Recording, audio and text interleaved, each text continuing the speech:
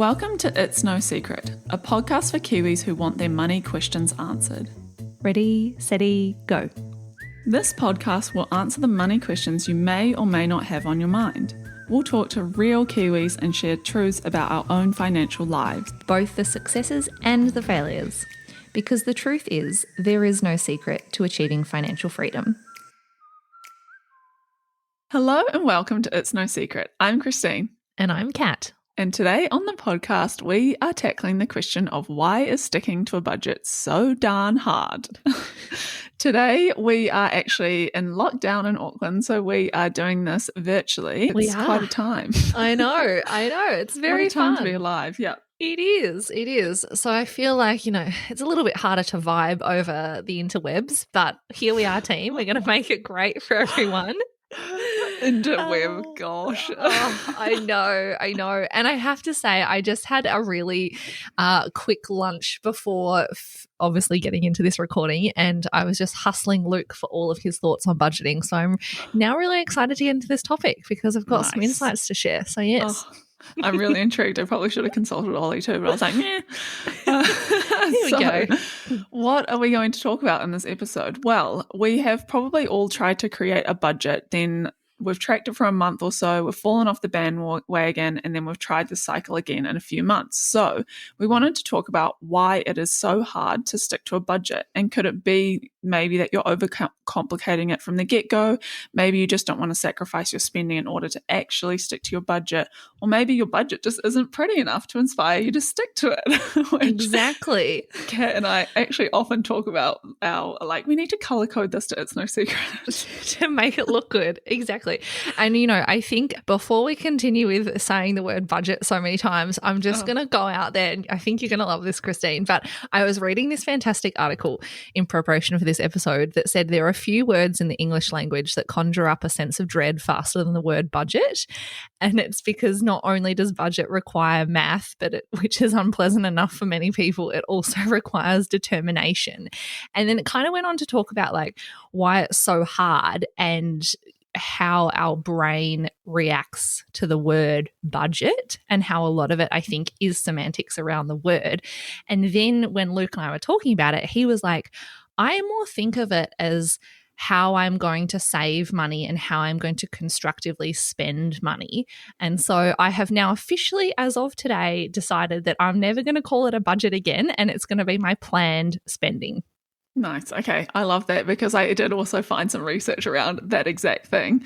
One of the reasons why we maybe can't stick to a budget is because of the word budget. It puts us off as though it's a diet. So yes. It's slimming down exactly. the fun. Exactly right. Exactly. And it implies that there's a famine coming. So why would we want to be motivated to stick to something that implies that is doom and gloom? Exactly. I know. But I guess, why do we even need a budget in the first place? What does society tell us on this? Society tells us that we need a budget to have clarity over our finances, would you say? Yeah, I think so. But then I guess, is it part of the fact that, I feel like there's so many negative connotations, right? I think I like the whole planned spending thing because, as you say, budget, diet, so much of it feels like it's a restriction. I have just a negative because I'm having a budget means you're not doing a thing, as opposed to having a emphasis around saving money and constructively spending money, right? Which seems quite positive. Yeah. And funnily enough, Luke literally just said to me, because I go, if I said to you, we need to review our budget this week, how do you feel? And he was like, not good, because I think I'm going to get in trouble for spending too much money. Whereas then he said to me, if you said, do you want to sit down and think about our savings plan and what we're saving towards this week? I'd be all into that. And I was like, interesting. Yeah, but I feel like that's a really good way to flip it because it's also more goal-orientated rather than what you're going without, right? Exactly. Future-focused. Exactly, which is what he was saying. He was like, I want to have something like a cool goal tied to this thing, which is motivating me to do that because that's what I'd rather, do, as opposed to, I guess, some people feel like, well, a budget, and he felt a bit like this, is he's going to get told off for things that maybe happened in the past, i.e. reviewing, your budget versus your actual spend. And we can get into what we do a little bit around that area as well. But I was like, oh, interesting. Yeah, different perspectives, right? And it's all in the wording. Yes, absolutely. I think also there's kind of a narrative, again on the note of it being negative, that you are a failure if you can't stick to a budget, as though that's kind of like the epitome of, managing money well or growing your money, when really it's also money management versus planning for the future. I think they're quite different things, and we've mentioned this in the previous podcast, right? Yep. Which I think is implied by the let's sit down and figure out what our savings or investing plan is. Yeah, exactly. So I guess wrapping it into, some things that we do, because we love starting with embarrassing stories from ourselves. But do you currently have a budget, and how are you feeling about, how are you framing it to yourself? Is it planned spending? Is it a, strict budget? Is it money in, money out? Like, how does it work? Yes, great question. So yes, I do have a budget, but it's a very loose budget, and it's kind of it's not forward focused in that I'm saving or investing towards anything. It's very much like, so I pay myself first. I know how much I have to go to savings or investing. And that's like, for me, the like lowest common denominator. That's kind of the thing that I have to do each week. And then everything outside of that, I have a rough idea in my head of how much I should be spending on rent, food, fun, all that kind of stuff. But I don't track it like every single week. What I will do maybe every once a month or every 2 months is sit down and go back and go through almost every expense and try to put it into buckets and figure out if I was off balance, or if I'm feeling like, I'm a bit over budget, or like don't have enough money this week. I try to figure out why, because then I can think about maybe next month, do I need that thing, or do I need to prioritize building up a little bit more cash or things like that. Yeah.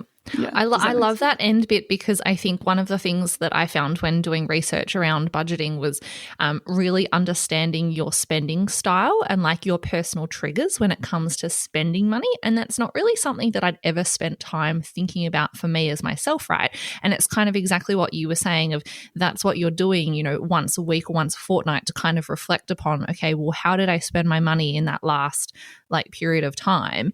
And therefore, are there things that I now know about myself that I can change to make this plan, spending, budget, whatever you want to call it, work more positively for you going forward? And this is really important, because 1 in 7 New Zealanders struggle with impulsively buying things that they can't afford, and more than 1 in 5 frequently run out of money because of overspending. And I wonder if part of that is not only because we're afraid of setting a budget, but it's because we don't actually take that much time to look at ourselves and be a little bit critical and really know what our own spending style is. Would you say that kind of your spending behavior or your triggers for when you do or don't spend more money? Yep, definitely. So I think, absolutely, it links into how well I know myself and what my values are. So what I value spending money on, right? And perfect example, I did this over the weekend. I sat down and I realized no time like the lockdown present. Exactly. Can't do anything else. Don't want to be a hypocrite, better walk the talk. Exactly.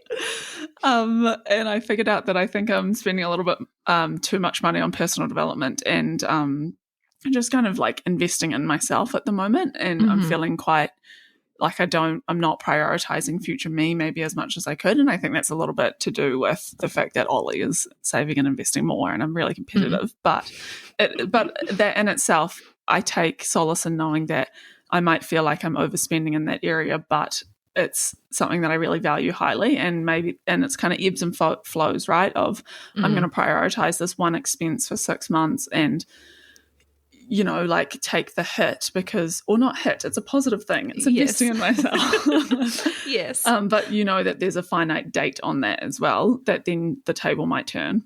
For sure. Yeah, for sure. What about you? Reflecting on, I guess, my spending style just a little bit, I think one of the things that I have noticed that's a real pattern of behavior for me is I I would say I'm not a like big day-to-day spender. So I've often prided myself on the fact that like, you know, I don't buy a lot of clothes like week to week. I don't really have a personal shopping budget. I don't go out and do that kind of thing. So, you know, any one week I'm not really spending a heap of money on what I'd kind of call like nice discretionary things.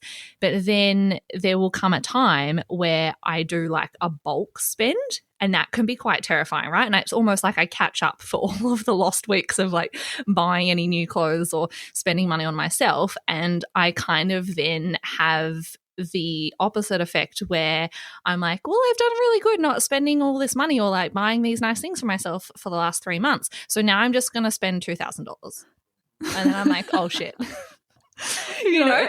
And it's and I think like there's part of me that looks at this and thinks, oh, maybe I should make a budget so that I have more week to week fun money so that I can do that. But the reality is actually I don't. That's just the way that I almost enjoy shopping. Like I don't really like spending my time. I don't value spending my time every week, you know, going to Mecca and going to Seed and like buying other things. Like I don't really do that.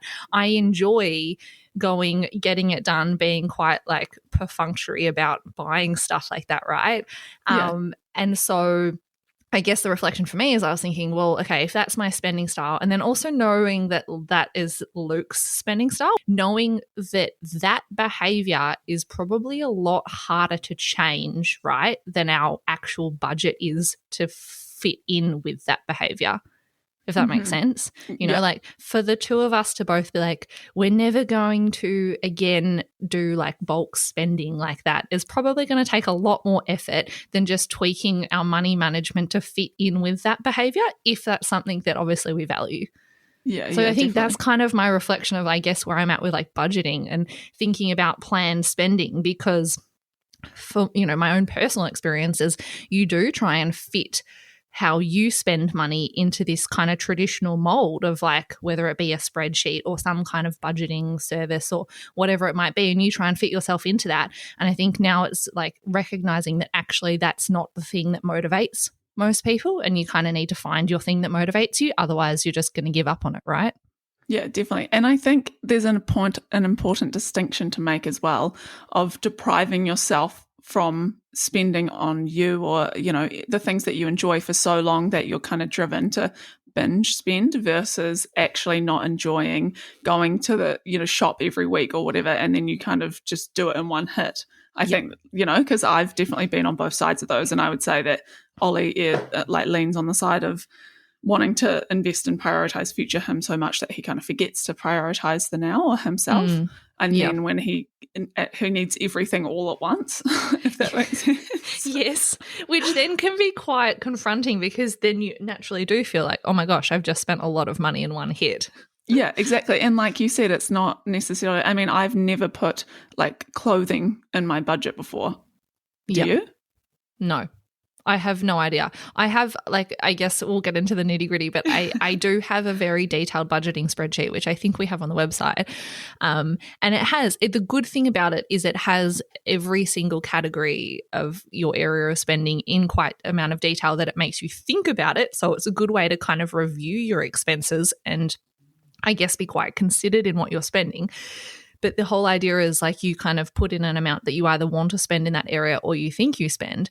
And I don't know, like the thing that I struggle with the most is all the discretionary stuff, which I guess is kind of the most important, because you can easily find out what your phone bill is or your power bill, but it's really hard to actually look at like, how much do I want to spend in clothes? How much am I allowing myself to splurge in this one area of my life? And also because those things change. Like, as you well know, I have been 150% investing in looking and feeling great of recent times. And I have 50%. 150%. I've really doubled down in this area, team. And, you know, it's not something that I had done before, and I didn't know how much I would need to spend. I just knew that I was prepared to spend kind of roughly in this realm, knowing that it was going to be a reasonable amount of money to kind of commit to getting like good quality skincare and some facials and all this kind of stuff. And I don't regret it, but I probably couldn't have planned it in advance. I think also, I mean, this is what Jervis mentioned in his Money Moments episode about kind of weighing up how much things cost, right? To per use, let's say, for the example of clothes, like, you know, you might walk into a store and see $100 item or a $400 item, yet the $100 item you might wear twice a year versus the $400 item you're going to wear every second day, which I do with my new $400 jumper. Exactly. And you can't budget for that when you walk into a store. So oh, exactly. And I think, yeah, it's probably just, I guess, knowing, as you said right at the start, like, what are your kind of values and what do you actually want to align with spending your money on? And, you know, are you being purposeful about, you know, voting with your dollar and supporting businesses that you want to support and all those sorts of important things as well? This is why I like this whole reframing of budget as planned spending, because it's not so much, you know, how much you spend on shoes versus toothpaste. It's the fact that you've planned that you're going to spend this money and then you give yourself permission to, because this is this whole other area that I guess we haven't talked about when it comes to budgeting, is like budgeting just equals guilt for most people, right? Mm-hmm. Absolutely. And I think that's why they just tap out. Yeah. The guilt is closely linked to shame, right? Of, you know, it's like there's so much shame of if you overspend or if you're in debt because you don't stick to your budget or whatever it is. Absolutely. No one wants to talk about that either. Absolutely. Well, that's like when I literally asked Luke before, how would you feel if I said, do you want to talk about our budget? And he's like, not good, because you're going to tell me off for spending too much money, which is kind of hilarious because I'm like, well, how do you know that you've spent too much money, for one? Two, like, I don't actually care because I've probably spent too much money. Like, how, you know, it's just funny that we are both coming at it from a way of like automatically feeling guilty and super negative about it, but not knowing why that necessarily is. Whereas, yeah, when we kind of reframe it, it's a different conversation entirely. Yes, definitely. And so on that note, I'm really keen to jump into or run through how we each structure our bank accounts, because I think it's kind of unknown for a lot of people. And we get questions on it all the time, right? Like, I think some of the stuff that people fall down with a little bit is there's so many different theories, and we'll kind of run through them at the end in terms of like, do you take, you know, Jervis's amazing 30-30-30-10 approach, or 50-30-20, or pay yourself first, or kind of, I guess, be more goals focused. However you think about your budget, it's then taking that and actually applying it in a, you know, money transfers account setup sense. So yes, great question, Christine, because for a really long time I had definitely of my own doing overcomplicated this. And I think it probably wasn't helped by the fact that Luke and I both had kind of the bucket system set up independently when we were managing our money separately. And then it took us quite a bit of time to figure out how to like cohesively join that, and then you just deal with the practical examples. This is one that like shits me every day. He's gonna listen to this and roll his eyes, but it's a super practical reality of like how annoying money management can be. His family only have his bank account that is his bank account details. So whenever, let's say, we're going out for dinner with someone and someone transfers us money, or we've bought a joint family birthday present and it gets transferred, they all just default to transferring money to his personal account, which is actually now his fun money account. And you know what happens once that fun money just gets there.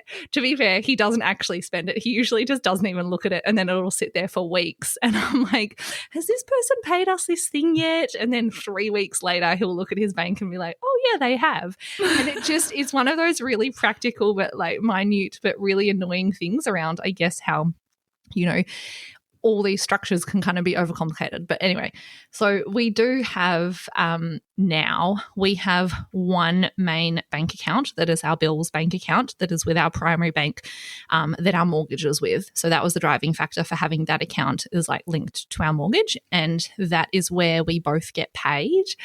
And that is where all of our bills now come from. So basically everything that's on a direct debit, we've tried to move every single bill onto a direct debit. The only thing I pay manually is our rates, and that all comes out of that account.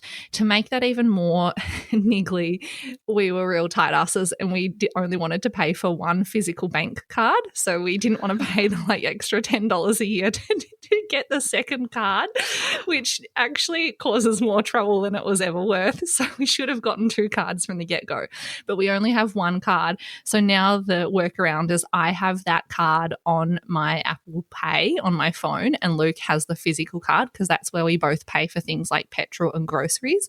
And obviously either of us can take money out of that account, but that account is a big no-no of you can't pay for coffees out of there. If we're on a date night or something, we might. And then everything in terms of our savings has to come in and out of that account. So all of our savings accounts that are currently in cash, we've got 2 separate savings accounts that are both offset against our mortgage.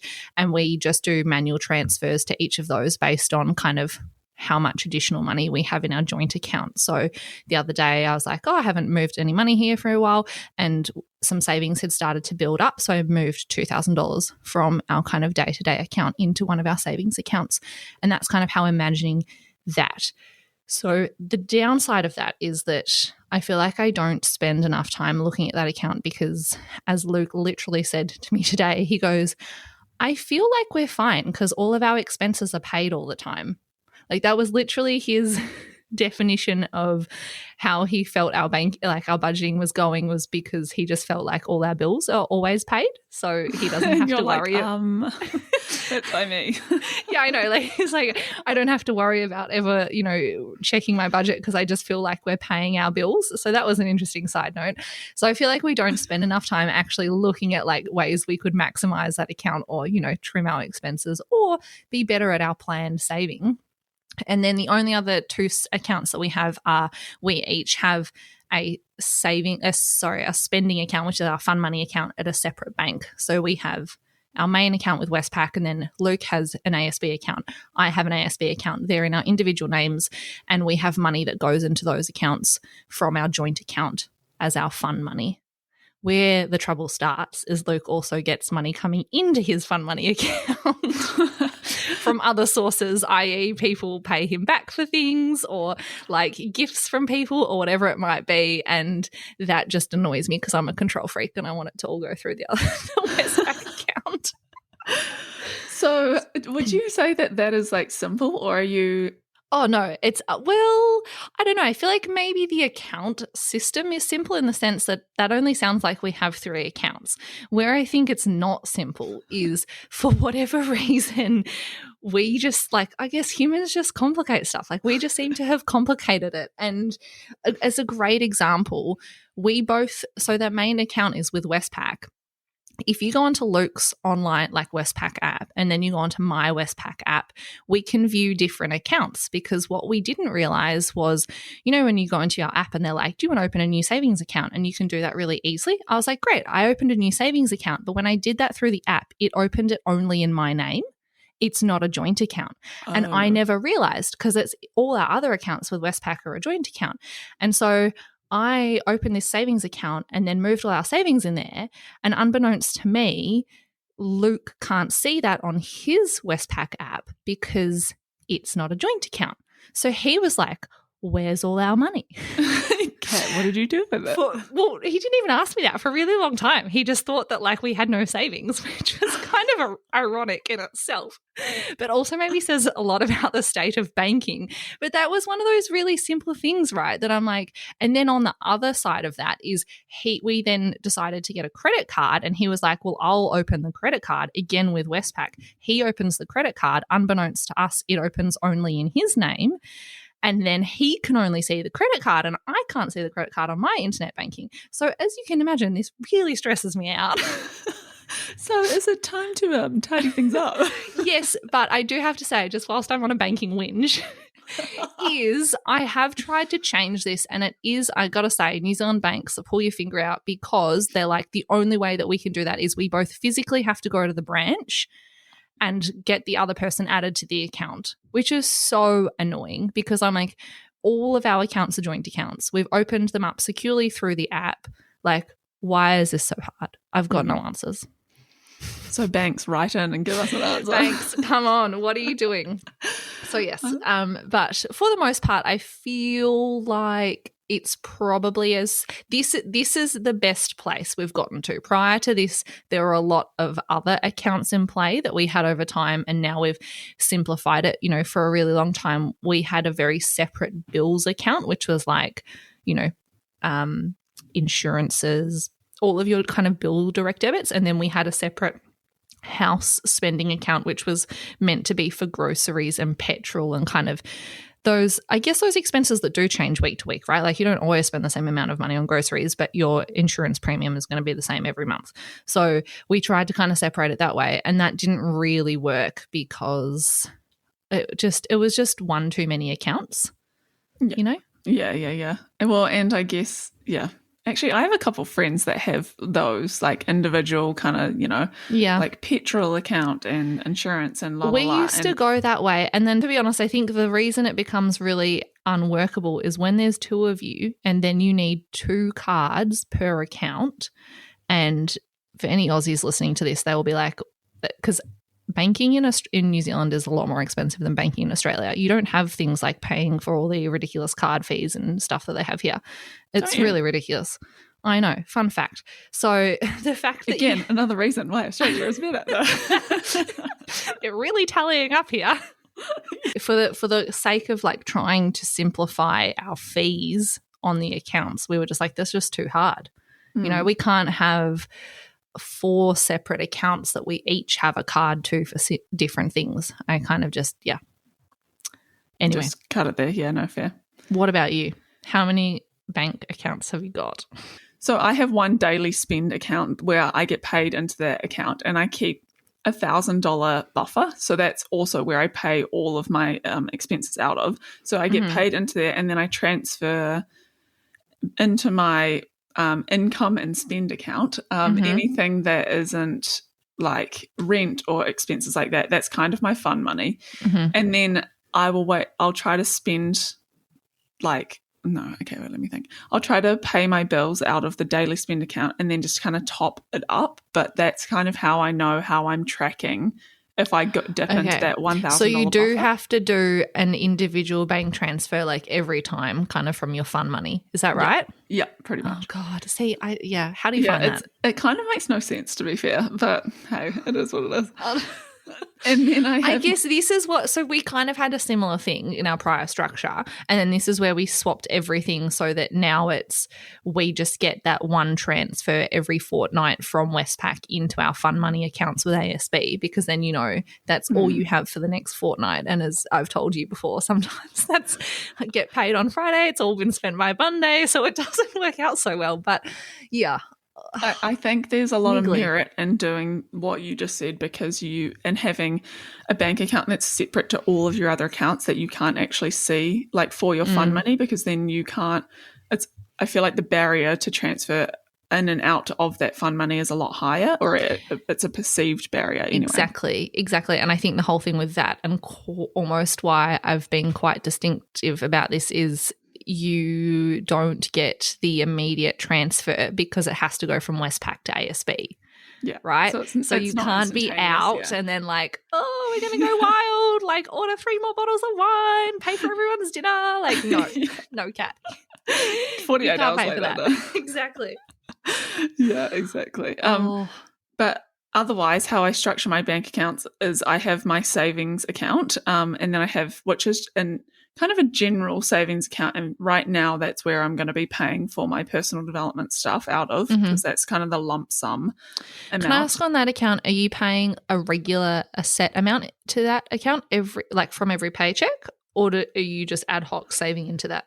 So that is a great question, because up until, I guess, I have this idea that we're going to be buying a house in the next couple of years, I would be regularly contributing to that savings account, but I've actually created a new account for the goal of house. And that is where I'm then now contributing to, because I stopped auto paying into my investment account.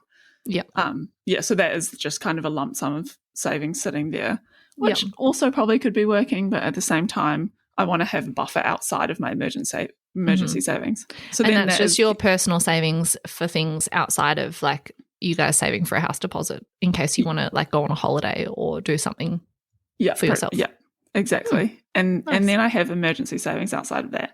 And that's my setup basically. Yep. Love it. Yeah, I mean, I feel like that's pretty. No, I mean, you have a lot of accounts, but maybe it's just the fun money that is like needs some tweaking.